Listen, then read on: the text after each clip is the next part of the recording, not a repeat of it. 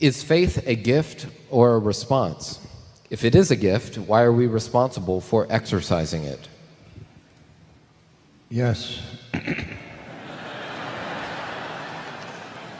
It is a response that we have to make, a necessary condition for our justification. And yet we are told in the New Testament that the response that we make is because that it's a gift that has been given to us sovereignly by the Holy Spirit, who, when we were dead in sin and trespasses, quickened us together with Christ. The defining doctrinal statement about Reformed theology that separates us from all other schools of thought is this: regeneration precedes faith.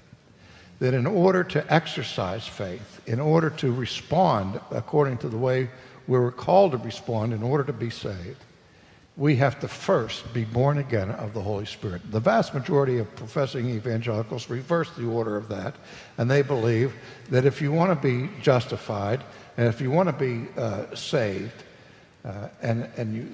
you first have to have faith, and then you're born again.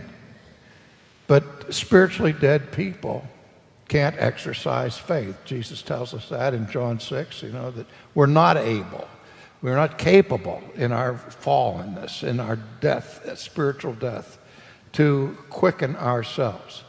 It's only after the Spirit of God changes the disposition of our souls and our hearts that we hear and respond to Christ.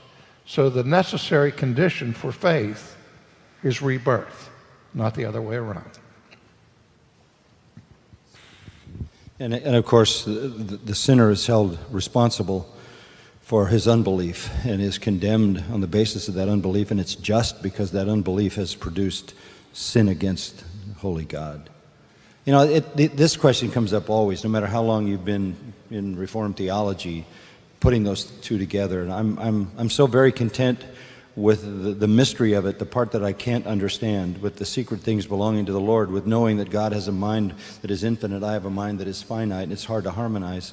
And I often think about it this way: if I ask somebody who wrote Romans,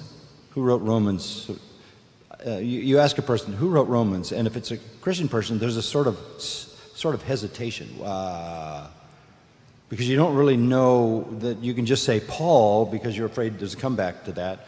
Or if you say the Holy Spirit, there's another comeback.